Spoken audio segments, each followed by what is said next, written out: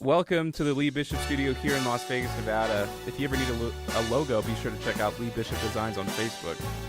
Kevin was unavailable today, but here to help me out, New York legend Fredo DaGawd.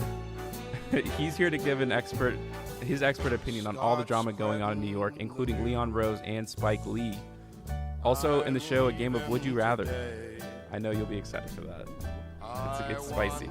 All right, it's time for everyone's favorite segment, Face the Facts. It's a fact.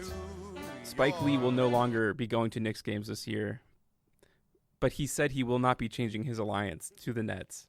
This is one of the most dramatic sagas I think I've ever seen in NBA history. Reports say that when he was stopped after going through the employee entrance, he promptly turned around and asked to be arrested like his brother Oakley. Fredo, do you feel like the plight of Spike Lee is comparable to that of Charles Oakley? Not whatsoever. You're not siding with Spike Lee. You're seeing security guards, not like cops. It's a different. There's levels to this. Who do you believe in these stories? Because there's two different accounts that he's been doing. He says like there's someone who scans your tickets at the employee entrance. I mean, who are we supposed to believe here? You know, prior when I first heard about this, I was completely on the Knicks side, but as time has gone on, I'm edging onto Spike Lee's side. Really? Yeah, because well, early on when I first saw it, it's like it makes sense. Like you see an entrance, you're not supposed to go through. You're gonna have security escort you to a different route, and they seem like pretty clear on that. But as more things has gone on, like the Knicks PR account came out and had that petty. Yeah, it was weird. Tweet, it was hilarious. But that came from Dolan, I would imagine. That's not like a PR team thing. I think that's got to be a direct quote from him. Like he emails it to them and it says post this, right? Yeah, no, that's Dolan's burner account. It has to be. You think he controls the entire PR account? I mean, he has to have access in some way. There's always some like strange tweet going off. That's spicy. What do you think about the sniper picture shot of them shaking hands after Spike Lee said that he does not recall it? Like planned. That's pre-planned right there.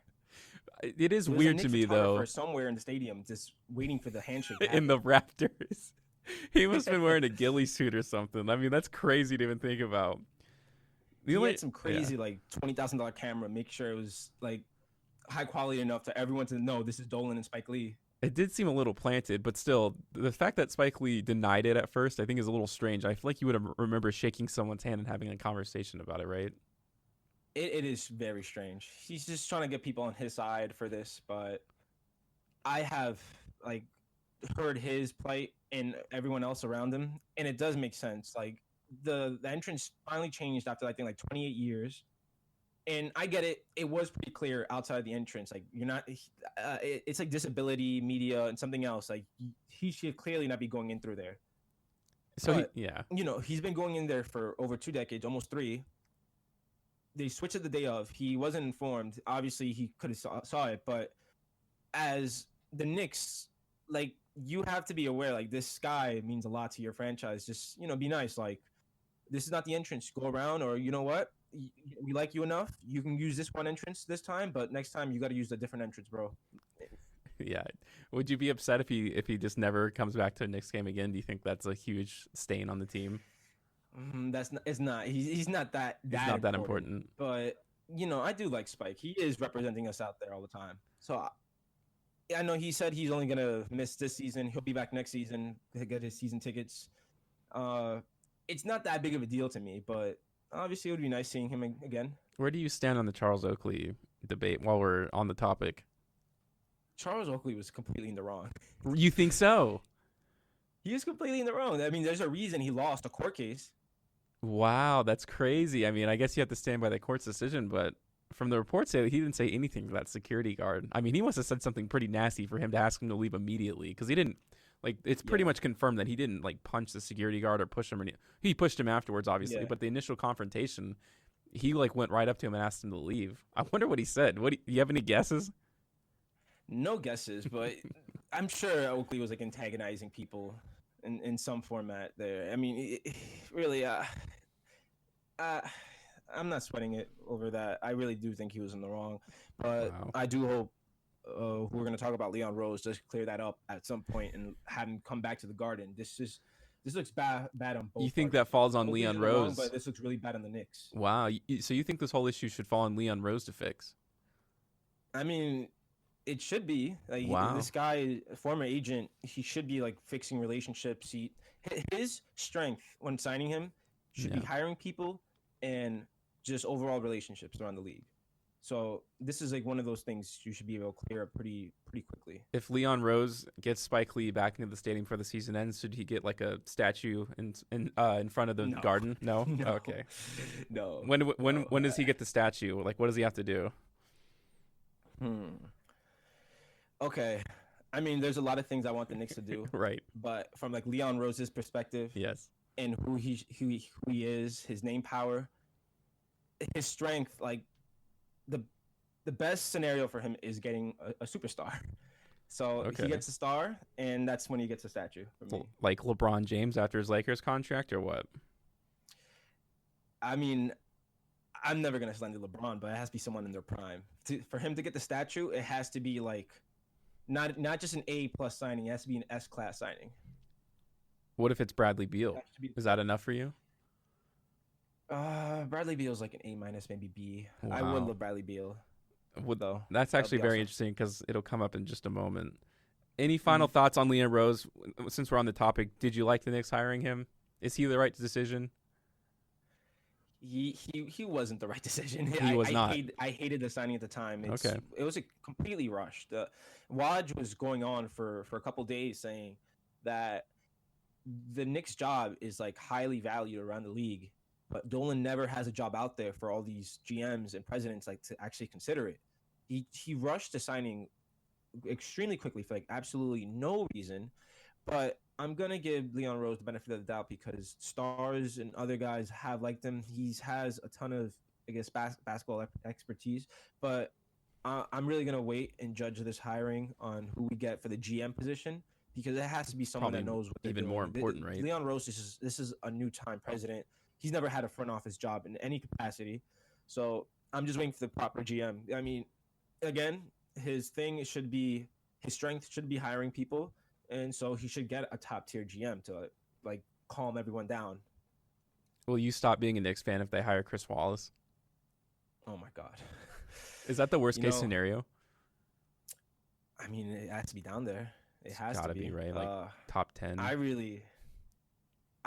don't know, bro. Like the Knicks have been demoralizing me for the last few years, so. I guess it could be an option. We'll see. I'll probably be more of a casual fan Would you at that point. Would you consider changing alliances to the Nets? That's never happening. That won't happen. No way. It's never happening. Okay. Bro, you can't just come into New York, claim you're the king, and what everyone knows you for here in New York is gentrification. Is that the official statement? They're despised around here. Really? They really. See, this is the insider knowledge I'm looking for here. What was that? I said this is the insider knowledge I'm looking for here from a New York resident. Yeah, no, there are some fans here, obviously, but like, I guess the few true fans I've met, I've actually been like people from out of state and not even from New Jersey, like different parts of the country. That I like just moved to New York and I want to be a Nets fan, and the others are New Jersey residents. It's a little gross, and you go around Brooklyn, that part of Brooklyn, and it's completely changing. I guess there's obviously like better stores and just things going on, but it's still looking bad if you come here and just you're the symbol of gentrification. Do you look them in the eyes, or you just kind of go the other way? Would you walk across the street if you knew someone was from like the Nets area? I mean, is there a way to spot them? Actually, is there a difference? It's very difficult. It is really seamless. You don't see New York. You don't see New Jersey. Not New Jersey. You don't see Brooklyn Nets stuff in person. It's just not happening. Would you be in favor of the mayor passing a law that everyone has to wear like a star, like on their heart or something that has either the Knicks and the Nets on there? So Jesus Christ, you just jump ship right there. Okay. I don't know. They should be shamed to some extent. All right, perfect. All right, so there's your. Well, actually, any final thoughts on the Knicks in general? Like seriously, like all jokes aside, what's your kind of what do you think of the Knicks roster right now? And is it bleak? Do you see them improving in the next 2 years? Like when is a playoff game gonna be in the Garden again? Yeah. I don't know. I can't speak for the playoffs, but I do like where the Knicks are at in some capacity because I do like the players of like. If I were to like name the core, obviously it's not ideal, but there's something there. It's just RJ Barrett, who I think can be a star. Maybe not a superstar, but he can be that guy. He's very intelligent.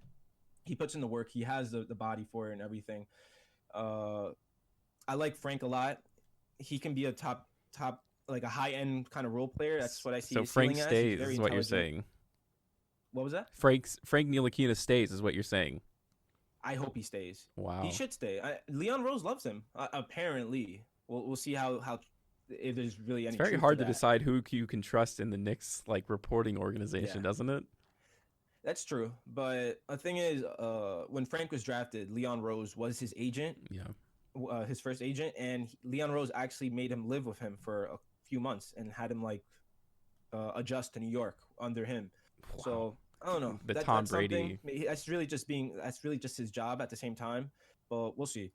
Other guys, there's Mitchell Robinson, who could be a top defender in the league. Right. I really like Ignas Brazdeikis. He's in the G League. He really should be getting minutes. He's better than Kevin Knox. And honestly, yeah, we have a top 5 pick, a Clippers pick. I think we have, within the next 2 drafts, we have 7 picks in the top 40. So that's really why I'm waiting for a good GM, because a good GM can honestly turn that to like 4 rotation players. A bad GM can make that maybe 1 or 2 rotation players. Or 0 in So Chris we'll see how Wallace's that goes. case. Oh, let's not talk about Chris Jarnell Wallace, please. Stokes. That's all I got to say. I'm hoping for Bobby Webster. We'll see. Would you be like a Sam Presti guy? Like, are you on that train I at would all? love Sam Presti. Okay. Yeah, I would love Sam Presti. And is the I'm sorry, what's his name from Toronto? Is he out of the question for you? Do you still think there's a possibility? I think there's a possibility. That's Bobby Webster, who I really want. He was just named in some report. I think I forgot which reporter said it, because they're naming a few guys that the Knicks are interested in, like the Denver's GM, I think Portland GM, and the Raptors GM. Bobby Webster, I believe he's in his 30s. He's very smart, but if Masai stays, which is looking really likely, there's a chance Bobby Webster would want to, an upgrade at his job. I'm not completely sold that maybe the Knicks is really an upgrade. It is going from GM to GM, but under an agent, you do have a lot more leeway, and especially when it's his first time. So ideally, it would be Bobby Webster for various reasons: the G League, drafting. He works under Masai, so Yeah, it would be sure. awesome. Yeah, no kidding. That's so important, especially because Toronto has like a very good track record too in the past like 2 years of just getting like guys that will quite literally help you win championships, as we've seen. So, I mean, who they hire is probably it could set them back a decade, not a decade, maybe 5 years, another 5 years, because you're putting all of your assets into draft capital. Yeah, I think you might have been right with the decade comments, because I mean, it's close. It could be, because like a lot of players are on the move all the time when their contracts are over. So players don't stick with one place. I mean, if the Knicks aren't gonna get their shit right, especially this early, it could rub off an RJ Barrett the wrong way. He could end up dipping off to his home country of Toronto. You never know. Mitchell Robinson, I think his contract's over next year. He had a 3-year contract. Maybe he leaves. I don't know. So it is very important we get the right guy. I don't know. We'll see. And I'll ask you a little bit about that more later. But we're going to transition into our second segment called Would You Rather. This is a new segment on the show. I'm just going to give you a list of 2 people, and you tell me which one you'd rather have. This is the hot one right now. Zion Williamson or Luka Doncic? Oh, my God. I'm coming in hot. I'm not going to let you off easy. Yeah. those are two of my favorite players. I think I'm gonna go with Zion right Are you now. serious? Luca is Wow. better. He's the number one player, like under 25. He's in the MVP race. He maybe this does sound pretty dumb, but Zion, he's only played like 15 games so far. I think next season he's really gonna be like just imposing his will all minutes of the game. He's on the floor. So I don't know. It is close. Maybe I'm gonna go with Zion. Wow. I mean, I'm gonna have to disagree with you there. I do agree that Zion is good. I do worry Yeah. about his full like set of skills. I mean, he's turned the ball over Mm-hmm. a tremendous amount of times. He is definitely has like a negative turnover to assist ratio. Mm-hmm. And he kind of came into the league with this stigma of him being like this great playmaker. I haven't seen it thus far, and I can't deny obviously he's probably like the most physically dominant player.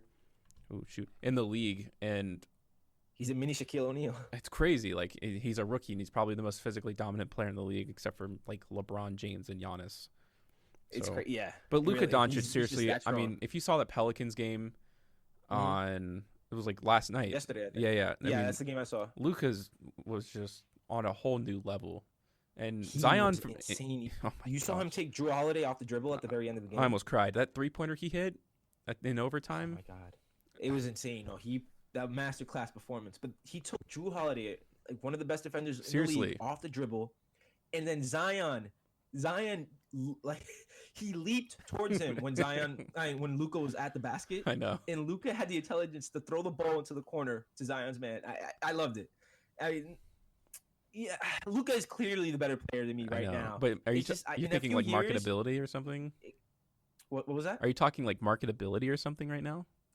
No, not marketability. I just really think Zion's gonna adjust to the game really well within the next year or so, and it's gonna get scary. It's really gonna be like practically impossible to guard the guy. I don't know. I mean, unless his jump shot improves, he's not going to be the His best jump player in shot's the really league. not that bad. It's ugly. Like there's something to work there. And okay, well, like this is like the reason I have a really hard time answering this question. Yeah. I really think Luca and Zion both have top 10 players of all time potential. So Luca for I sure. don't I'm know. not there with Zion yet, but I'm potential for Luca is like Mm-hmm. the top. I mean, this guy is doing stuff in year Yeah. 2 that shouldn't be possible. Yeah. You would think he's like 32 years old, the way his game is In his polished. prime. Seriously. Yeah. Yeah. I mean, think about it. He has like what 8 years of being like the. I don't know. It's hard to even think about, to be honest with you. All right, Yeah. moving on. Great question, by the way. Yeah, here. This is a good one. Would you rather have Becky Hammon or Tim Duncan as your head coach?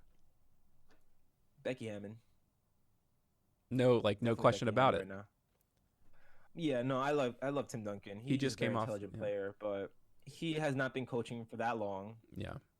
And Becky Hammond's been under Pop for a few years now.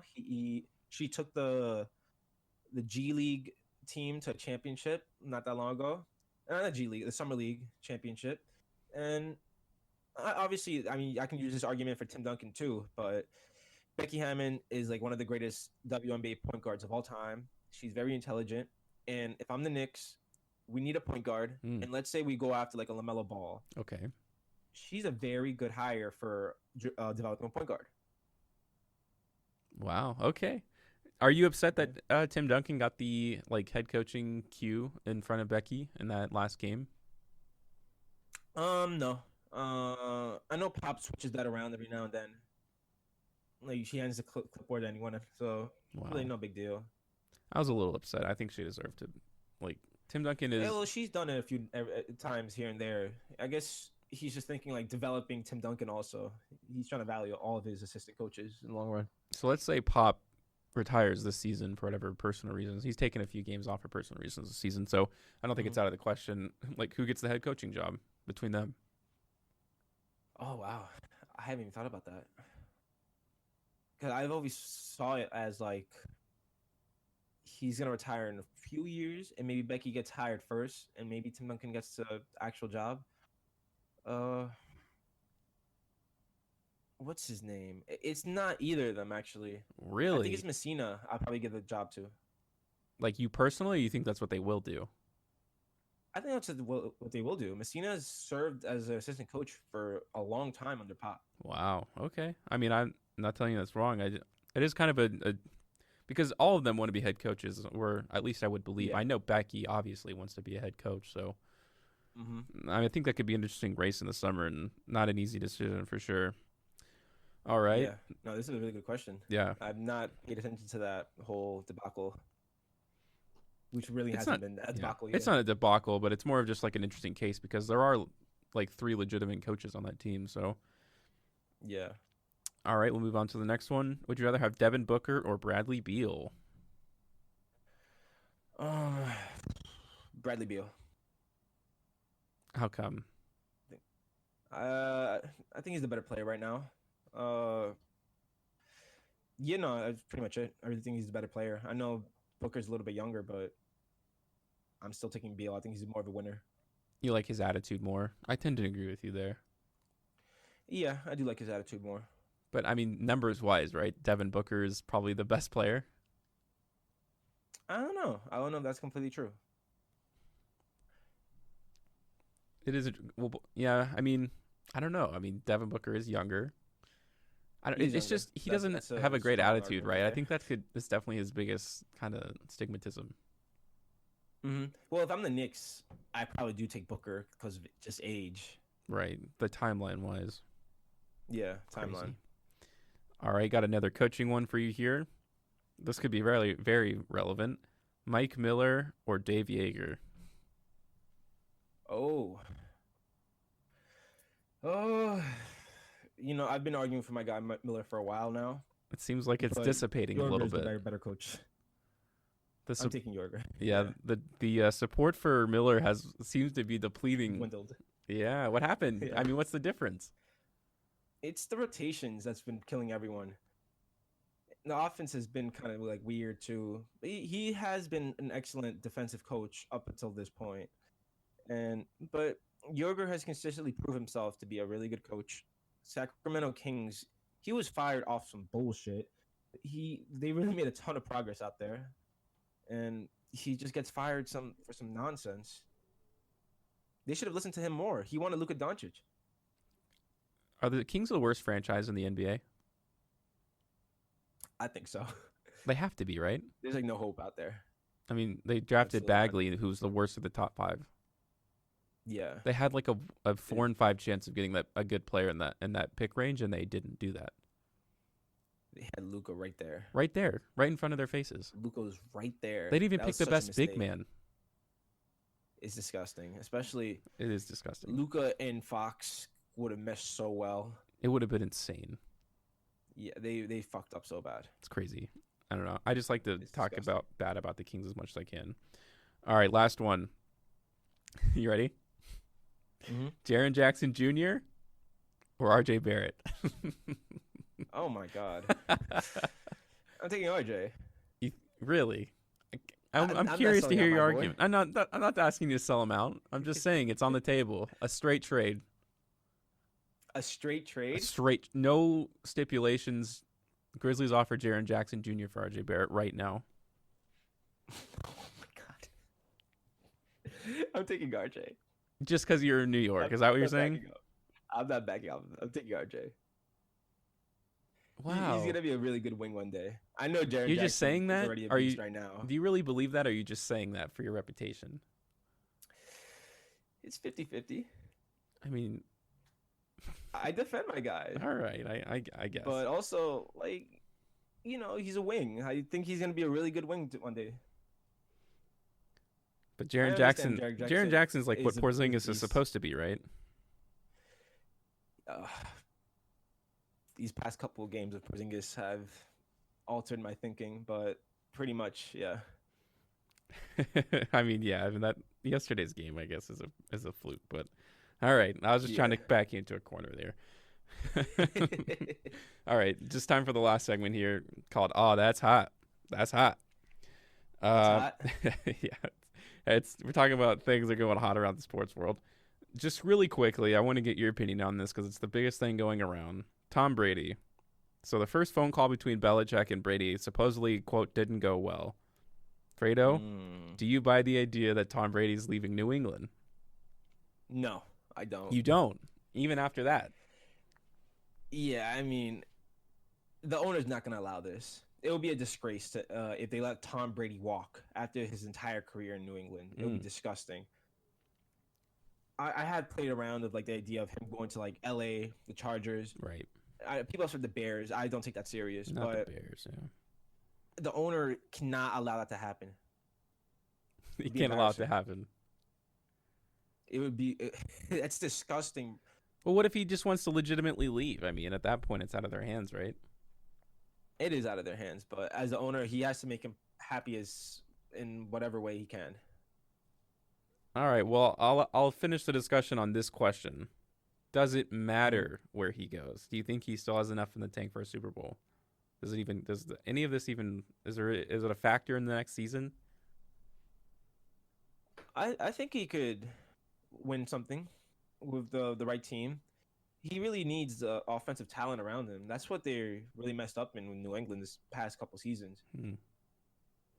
He has like no firepower at wide receiver. All right. Running backs, they've been going back and forth between James White. For sure. Yeah, their receiving core last year was garbanzo beans. I like that they drafted what's his name, N'Keal Harry. I really like him, but he was injured like most of the season. Yeah, they was. Couldn't do anything with him, and he's a rookie too, so it's tough. Yeah. All right. What if he's in the Raiders? Would you come to Vegas to see a game? I would come to see the game. It's got to be. You got to, the right? The stadium looks awesome. I mean, it's crazy. The stadium's amazing. They're putting up the letters today. It says Alley right now. But I will go there for Derek Carr if I have to. Oh, boy. I can't recommend that. All right. The last question for the show, Fredo. The Knicks just won the lottery. They have the #1 overall pick in the NBA draft. Who do they select with the first overall pick? You have the entire litter of prospects. Okay. Well, you asked a question as the New York Knicks. With their thinking, okay, they're gonna go with LaMelo Ball. Okay. No question. Who would you pick if you were hired as the GM? You know, I really do love LaMelo Ball, and I do go back and forth. Okay. I really want a playmaker. I want a big playmaker. I want a two-way guy, intelligent. That's why when you were on my podcast not that long ago, and I was like shitting on Ja Morant and talking about like the other players are ahead of him in advanced stats. Right. There's a reason for that. It's because some of your players can play with and without the ball, and that's not Ja Morant's fault. He's a point guard. He'll grow into that eventually.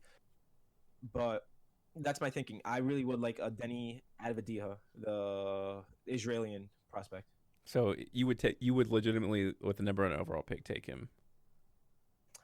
I wasn't like I do rely on scouts for like this kind of thinking. Right. They're the ones that really know. And like as of recently, like the past month, like my favorite scouts like Mike Schmitz and Jonathan Governey from Draft Express have said Denny should be a top 3 pick, and the only people in front of him are debatable in LaMelo Ball and Anthony Edwards. Do you buy Anthony Edwards? Because I really don't.